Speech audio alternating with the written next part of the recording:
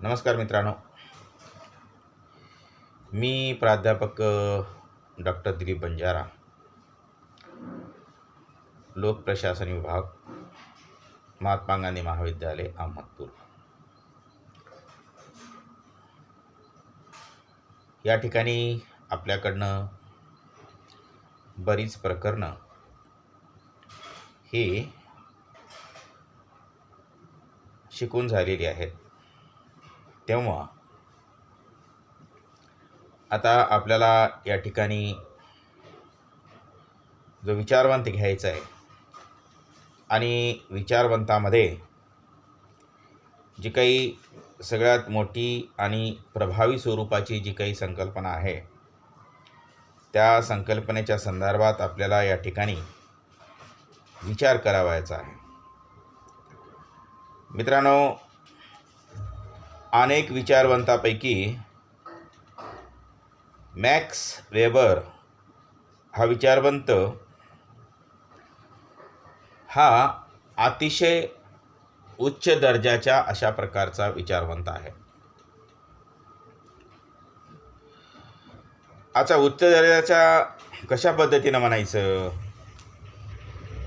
कारण का तर त्यांनी जे काही मांडलेले जे काही विचार आहेत, या मांडलेल्या विचारामध्ये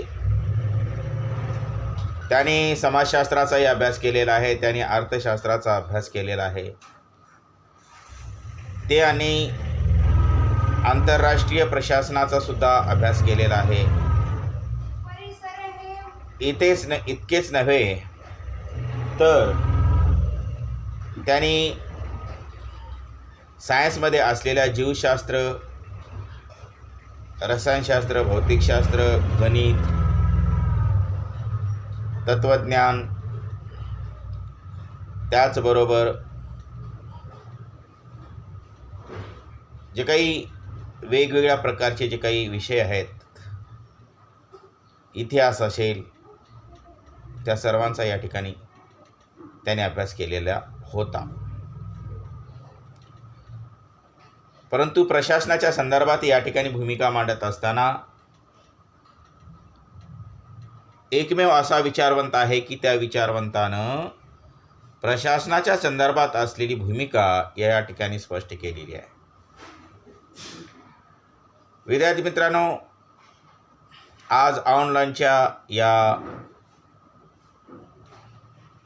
बिकट परिस्थितीमध्ये आपल्याला ऑनलाईन पद्धतीनं या सर्व गोष्टीचा आपल्याला या ठिकाणी विचार करावायचा आहे। आणि सर्व गोष्टीचा विचार करत असताना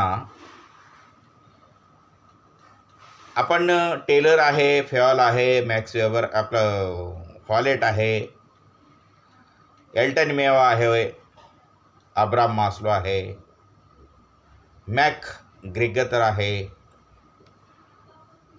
त्यानंतर महात्मा गांधी आहे, डॉक्टर बाबासाहेब आंबेडकर आहेत, कौटिल्य आहे, या अनेक विचारवंताचा आपण प्रशासनाच्या दृष्टिकोन असलेला जो दृष्टिकोन आहे, दृष्टिकोन या ठिकाणी मांडण्याचा आपण प्रयत्न केलेला आहे। विचारवंताच्या संदर्भात या अनेक गोष्टीचा विचार करत असताना एक गोष्ट मात्र या ठिकाणी लक्षात घेणं गरजेचं आहे मित्रांनो, की मॅक्स वेबर हा विचारवंत हा प्रशासकीय विचारवंताच्या इतिहासामध्ये त्याचं जे काही योगदान आहे, हे योगदान खूप मोठ्या प्रमाणातलं असलेलं दिसून येतं।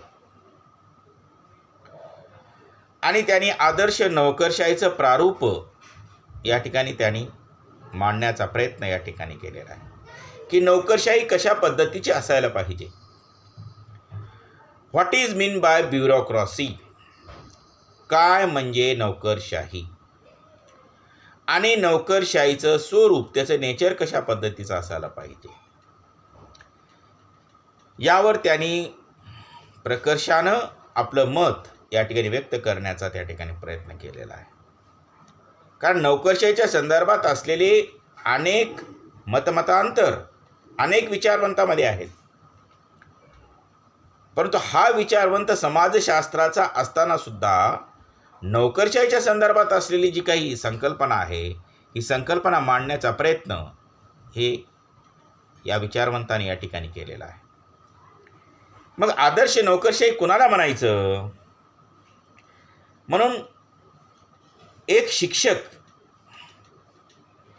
आणि शिक्षकी पेशातला असलेला जो काही माणूस आहे आणि विचारवंत, या दोन गोष्टीतून त्यांची असलेली जी काही दुहेरी भूमिका आहे, हे दुहेरी भूमिका मांडण्याचा प्रयत्न आणि दुहेरी भूमिकेतून समाजासाठी जे काही देण्यात येणारा जे काही योगदान आहे, हे योगदान देण्याचा प्रयत्न त्यांनी आपल्या विचाराच्या माध्यमानं, सिद्धांताच्या माध्यमानं या ठिकाणी देण्याचा प्रयत्न या ठिकाणी केलेला आहे. मित्रांनो, या ठिकाणी असंही म्हटलं जाते की मॅक्स वेबर हे वेगवेगळ्या विचारवंताच्या माध्यमातून त्यांच्यावर त्यांच्या विचाराचा प्रभाव हा पडलेला या ठिकाणी दिसून येतो. मन आदर्श प्रारूपच्या संदर्भात या ठिकाणी विचार करत असताना सत्ता, अधिकार, जर सत्ता असेल तर अधिकार असतं आणि अधिकार केव्हा मिळत असतं? ज्यावेळेस सत्ता मिळत असते त्यावेळेस अधिकार मिळत असतं. याचं उत्तम उदाहरण हे अधिकारी आणि पदाधिकारी याचं या ठिकाणी देता येईल. जिल्ह्याचा जिल्हाधिकारी आहे आणि जिल्ह्याच्या जिल्हाधिकाऱ्याला सत्ता मिळाल्यामुळेच त्याला समाजामध्ये, जिल्ह्यामध्ये कायदा आणि सुव्यवस्था प्रस्थापित करण्याच्या संदर्भात, सुव्यवस्था प्रस्थापित करण्याच्या संदर्भात या ठिकाणी अधिकार मिळालेला आहे. प्रत्येक प्राधिकरणावर तो काय करत असतो? कंट्रोल ठेवत असतो. देशाच्या पंतप्रधानाला पंतप्रधान पदाची जी काही सत्ता मिळालेली आहे आणि त्या सत्तेचा वापर त्यांनी अधिकाराच्या माध्यमाने ते करत असतात. अलीकडच्या काळामध्ये वेगवेगळ्या प्रकारचे कांड निर्माण होत आहेत, कारण त्यासाठी एकटाच व्यक्ती त्या ठिकाणी त्याला कारणीभूत असेल असं काही सांगता येत नाही. कारण एकटी व्यक्ती कोणत्याही ठिकाणी त्या ठिकाणी काय करू शकत नाही, कंट्रोल करू शकत नाही. कारण त्याच्यामध्ये पूर्ण समग्र देश चालविण्याचं एक वेगळ्या प्रकारची मानसिकता असते. पण तो खालच्या लेवलची जी काही माणसं असतात, त्या खालच्या लेवलची जी काही माणसांनी समाजामध्ये त्या व्यक्तीला बदनाम करण्याचा प्रयत्न करत असतात. दोन्ही गोष्टी सांगतो. किंवा ती व्यक्ती त्या व्यक्तीला डोक्यावरती घेऊन नाचण्याचा सुद्धा प्रयत्न करत असतात. डिपेंड्स ऑन द नेचर, त्या व्यक्तीच्या नेचरवर अवलंबून आहे, त्याच्या ॲटिट्यूडवर अवलंबून आहे, त्याच्या दृष्टिकोनावर अवलंबून आहे, त्याच्या अप्रोचवर अवलंबून आहे.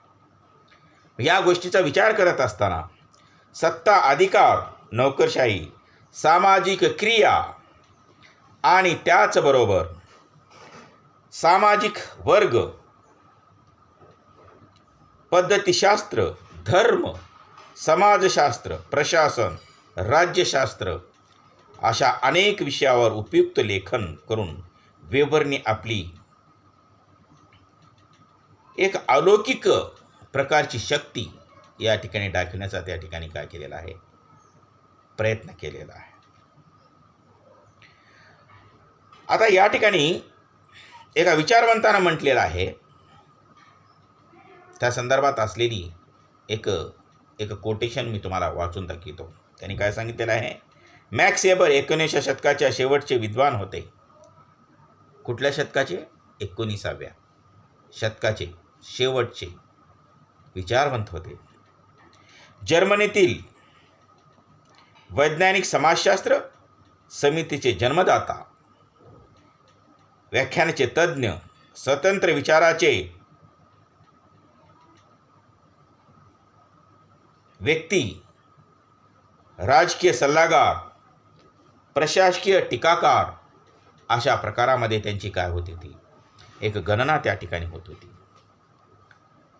मग अशा प्रस्ताविक स्वरूपाचा या ठिकाणी विचार करत असताना आपल्याला या ठिकाणी त्याच्या दृष्टिकोनाचा जर विचार केला गेला तर त्यांची दृष्टी ही समाजाच्या आणि प्रशासनाच्या दृष्टिकोनातून एक अतिशय महत्त्वपूर्ण असलेली दिसून येते.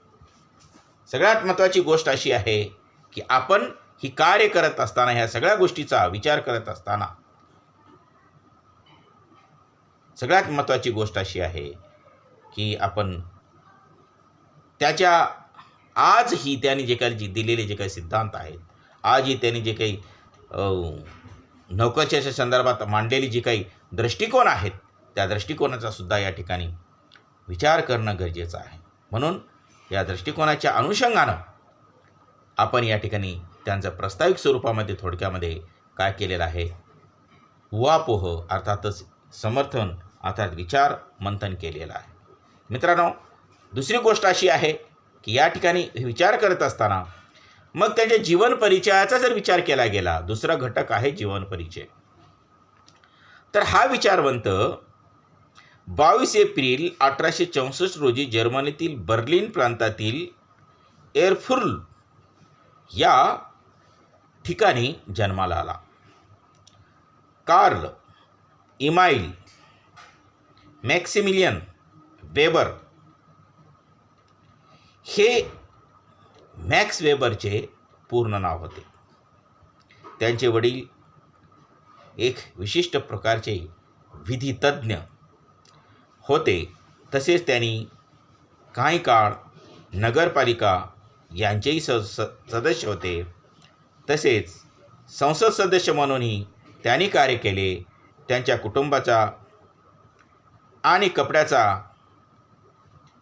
कुटुंबाचा कपड्याचा हा व्यवसाय होता.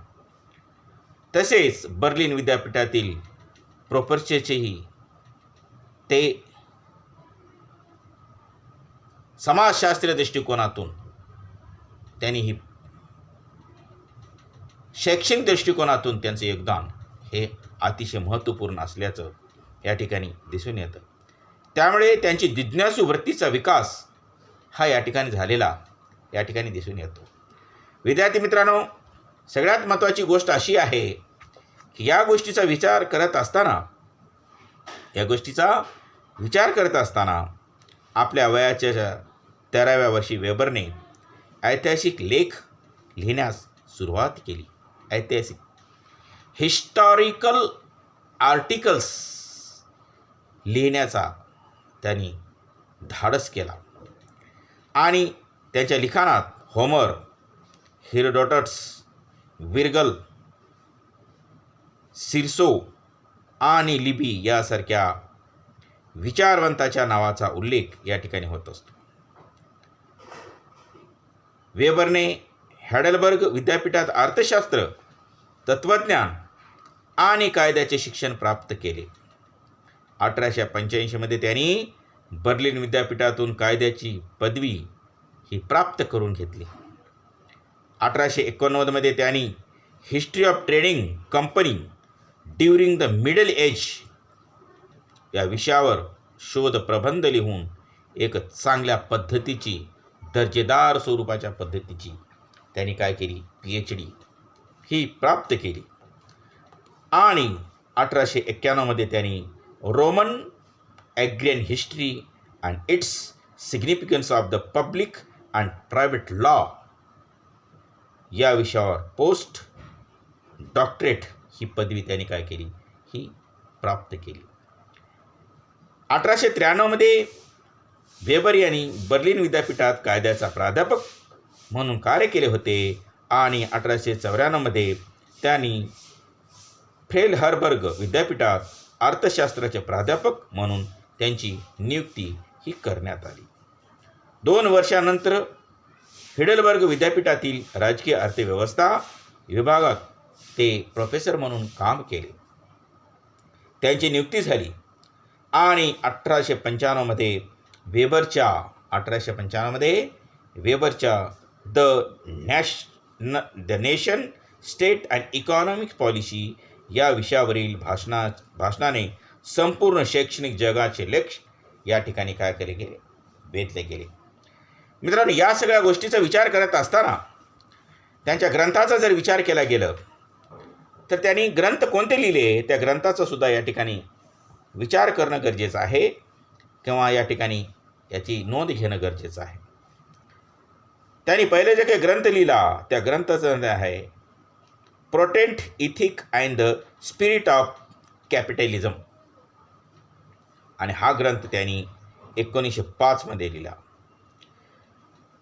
त्यानंतर द रिलिजन ऑफ चायना हा ग्रंथ 1916 मध्ये लिहिला. द रिलिजन ऑफ इंडिया, बघा आपल्या देशाच्या संदर्भात सुद्धा त्यांनी लिखाण केलेलं आहे. Economy and society, the city, sociology and religions, ancient Judaism, त्याचबरोबर the theory of social and economics organizations, जे जनरल इकॉनॉमिक हिस्ट्री या विषयाचं सुद्धा त्यांनी काय केलेलं आहे, लेखन केलेलं आहे. विद्यार्थी मित्रांनो, परीक्षेच्या दृष्टिकोनातून जर बघितलं गेलं आणि अभ्यासाच्या दृष्टिकोनातून जर बघितलं गेलं तर त्यांनी एक विशिष्ट प्रकारचं एक प्रारूप या ठिकाणी मांडण्याचा त्या ठिकाणी प्रारंभ केलेला आहे. आणि स्वामी रामानंद तीर्थ मराठा विद्यापीठ नांदेड आणि त्याचबरोबर आपल्या महाविद्यालयानं जी काही आपली जी काही बॉडी आहे त्या बॉडीच्या चेअरमननी आणि इतर सदस्यांनी काय केलेलं आहे, एक ढाचा बनविला आणि ढाच्यामध्ये वेबरच्या संदर्भात कोणता प्रारूप नेमला जावा आणि कोणकोणते घटक या ठिकाणी नेमले जावे, नियुक्ती केले जावे या संदर्भात म्हणजे त्या ठिकाणी शिकविण्यासाठी ठेवण्यात यावं यासाठी त्यांनी काय केलेलं आहे, विचारविमान केले आहे. आता यामध्ये केवळ त्यांचे वेगवेगळ्या प्रकारचे असलेले अप्रोच आहेत, त्यांचे वेगवेगळ्या प्रकारचे असलेले सिद्धांत आहेत, त्यांचे वेगवेगळ्या प्रकारचे मांडलेली सैद्धांतिक बाब आहेत, प्रिन्सिपल्स आहेत. परंतु प्रशासनाच्या दृष्टिकोनातून कोणता महत्त्वाचा आहे, हा प्रशासनाच्या दृष्टिकोनातून महत्त्वाचा असलेला जो काही सिद्धांत आहे तो आहे नोकरशाहीची असलेली जी काही वैशिष्ट्ये आहेत त्या वैशिष्ट्याच्या संदर्भात या ठिकाणी आपल्याला विचार करता येईल. द फीचर्स ऑफ ब्युरोक्रेसी, नोकरशाहीचा असलेला दृष्टिकोन, नोकरशाही संदर्भात असलेली जी काही वैशिष्ट्ये आहेत त्या वैशिष्ट्याच्या संदर्भात आपल्याला या ठिकाणी काय करावं लागेल, विचार विमर्श करणं हे गरजेचं आहे. हे पण सुद्धा या ठिकाणी आपल्याला प्रकर्षानं या ठिकाणी आपल्याला त्याचं समर्थन हे करणं गरजेचं आहे आणि तुमच्यापुढं मला ठेवणं गरजेचं आहे.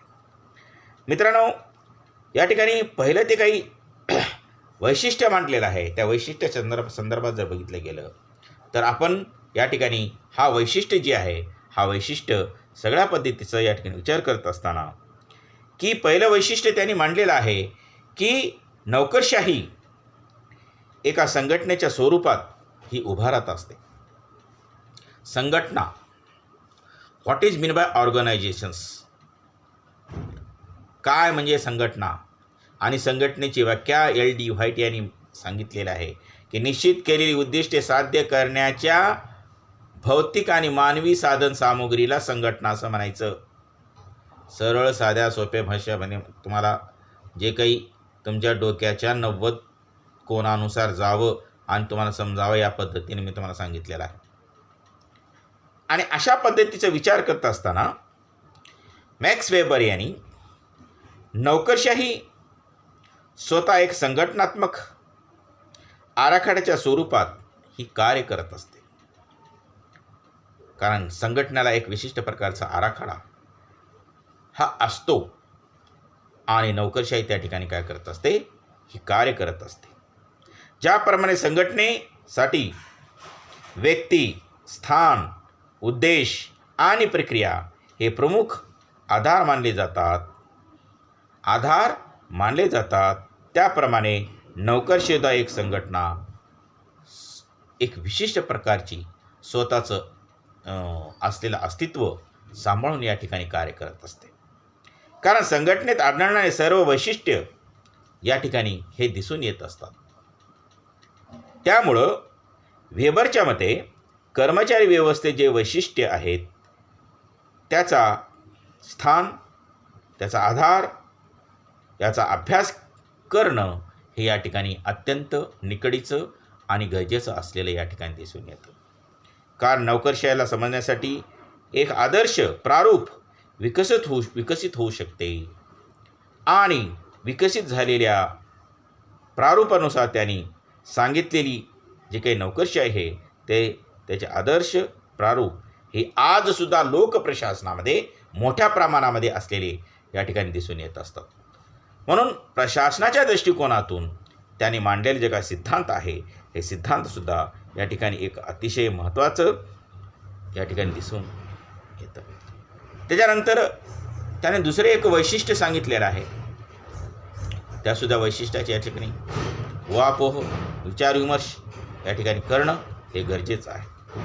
विद्यार्थी मित्रांनो, प्राधिकरणाच्या प्रकाराची चर्चा करताना वेबरनी नोकरशाहीला वैज्ञानिक आणि वैधानिक विवेकपूर्ण प्राधिकरणाच्या स्वरूपात हे त्या ठिकाणी त्यांनी पाहिलेलं आहे.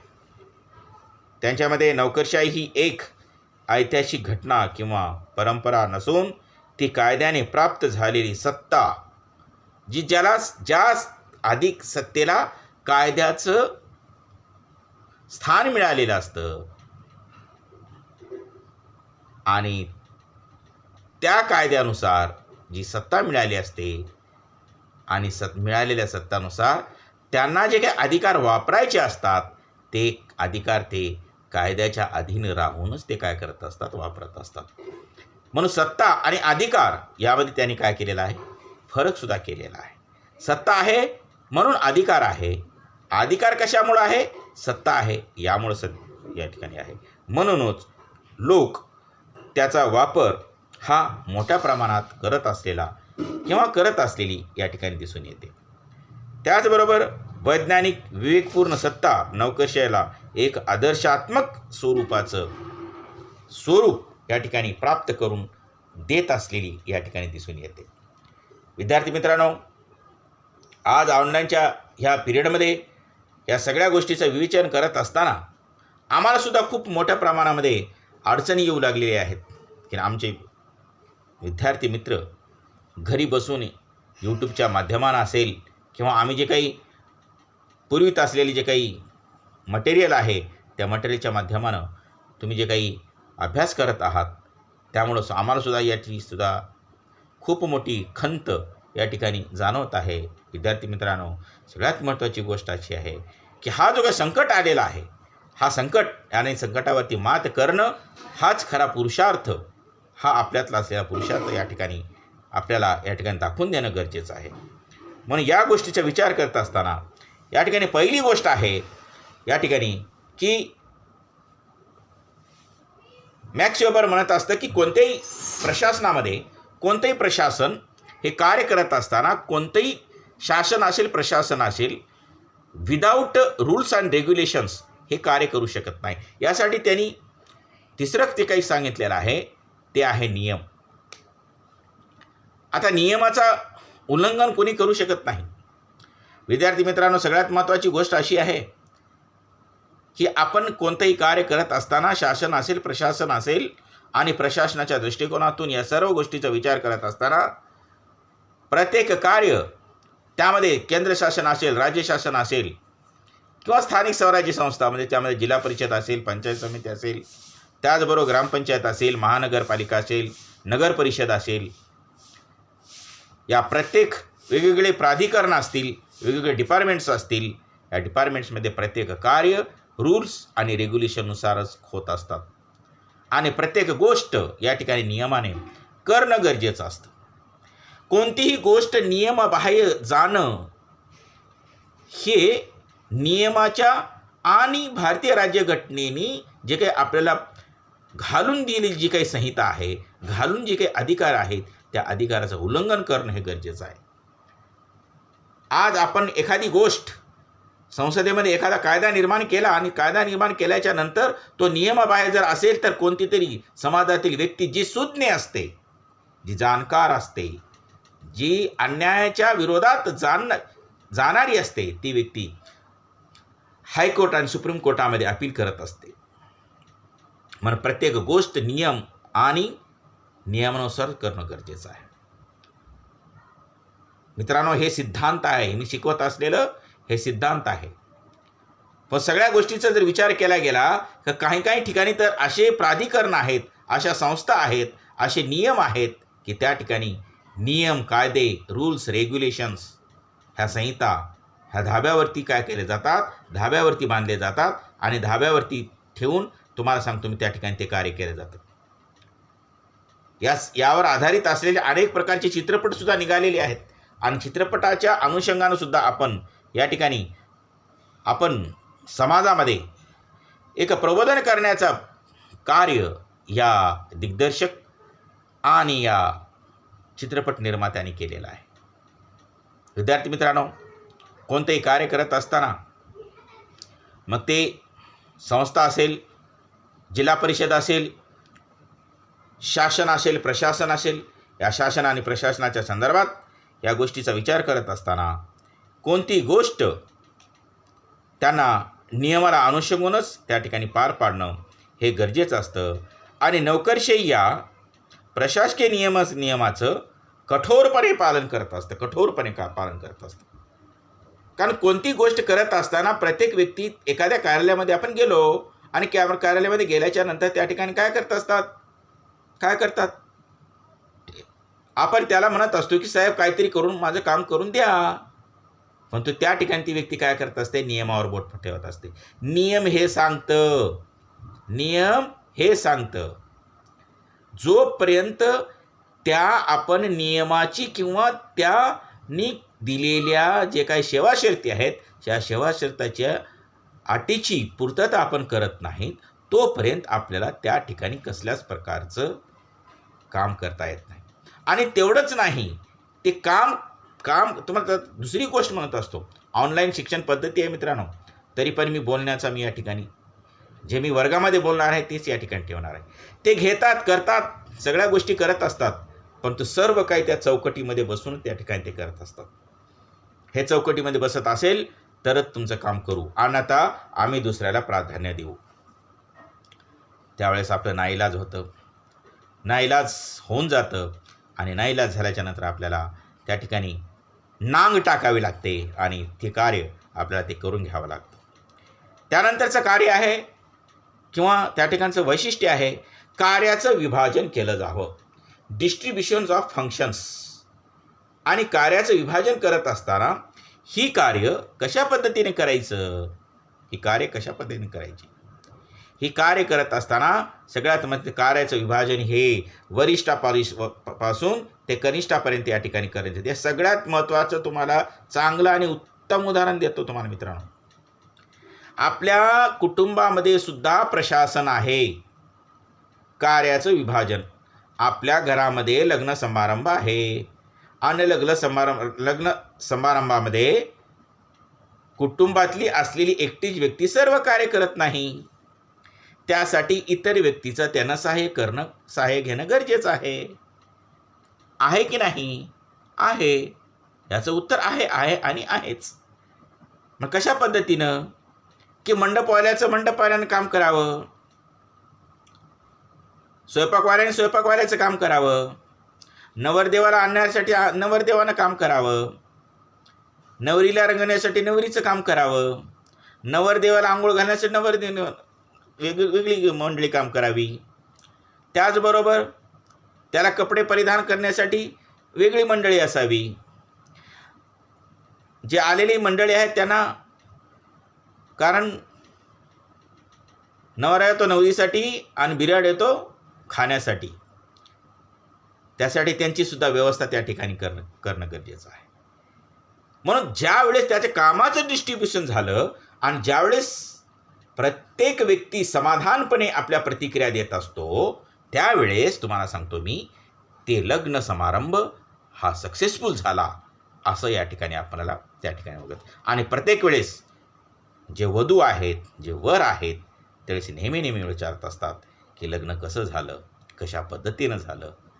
कारण त्याची इच्छा असते की माझ्या मुलीचं लग्न, माझ्या मुलाचं लग्न हे चांगल्या पद्धतीने झालं, अशा प्रकारच्या क्रिया प्रतिक्रिया समाजातून येणं गरजेचं आहे. आणि प्रत्येकजण त्या ठिकाणी देत असतात. समाजामध्ये काही एकाच प्रवृत्तीची माणसं नसतात, अनेक प्रवृत्तीची पण असतात. खातात, करतात, फिरतात, सगळं काही करून जातात आणि जाता जाता त्याच्याच असलेल्या ते असलेला एक पडदा असतो आणि त्याला पडद्यालाच काय पुसपुस करतात. काय लग्न केलं त्यानं, कुणाचं लग्न केलं, ह्याचं खाल्लं त्याचं खेळलं, असं केलं तसं केलं, आणि ह्याच्यापेक्षा चांगलं जर नाही जर केलं तर माझ्या नावाचं मी म्हणत. ईर्ष्या करावी, ईर्ष्या करण्याबद्दल काही माझं उदुमत नाही. पण ईर्ष्या करत असताना आपल्या सर्व अंगाची चमडी निघू नये अशा पद्धतीची ईर्ष्या करता कामा नये. म्हणून या ठिकाणी कार्याचं विभाजन करत असताना प्रशासनाच्या दृष्टिकोनातून जर या ठिकाणी विचार केला गेला तर प्रशासनामध्ये जी काही प्रशासकीय व्यक्ती असते, उदाहरणार्थ जिल्ह्याचा जिल्हाधिकारी आहे, हा जिल्हाधिकारी स्वतःहून त्या ठिकाणी काम करत नाही. जिल्ह्याचा जिल्हाधिकारी हा स्वतःहून कार्य केव्हाच करू शकत नाही. तो चेंबरमध्ये बसत असतो, एसीच्या चेंबरमध्ये बसून राहत असतो. लाल दिव्याची गाडी असते, बंगला असतो, निवासस्थान चांगल्या पद्धतीचं असतं, हाताखाली नौकर चाकर असतात, दाराच्या समोर पोलीस नियंत्रण राहतं. ह्या सगळ्या गोष्टी फॅसिलिटी असतात तुम्हाला सांगतो मी. तरी परंतु तुम्हाला सांगतो मी त्या व्यक्तीला केवळ आणि केवळ ती व्यक्ती फक्त 6 ते 7 तास किंवा 4 ते 5 तासच झोपत असेल. कारण जिल्ह्यामध्ये जे काही करायचं आहे, जिल्ह्यामध्ये जे काही चांगल्या पद्धतीच्या गोष्टी घडवून आणायच्या आहेत त्या घडून आणण्यासाठी तो काय करत असतो, प्रयत्न करतो. कालचाच प्रकरण तुम्ही ऐकला असता, UPतला मुलीवरती बलात्कार झाला आणि त्या ठिकाणी ते गेल्याच्या नंतर पत्रकाराला सुद्धा त्या ठिकाणी जाऊ दिलं नाही. आणि कोण जाऊ दिलं नाही तर त्या ठिकाणी पोलीस प्रशासन जाऊ दिलं नाही. पोलीस प्रशासन काय म्हणायला लागले की आम्हाला कुणाचा आदेश आहे, DMचा आदेश आहे. DM म्हणजे डिस्ट्रिक्ट मॅजिस्ट्रेट, DMचा आदेश आहे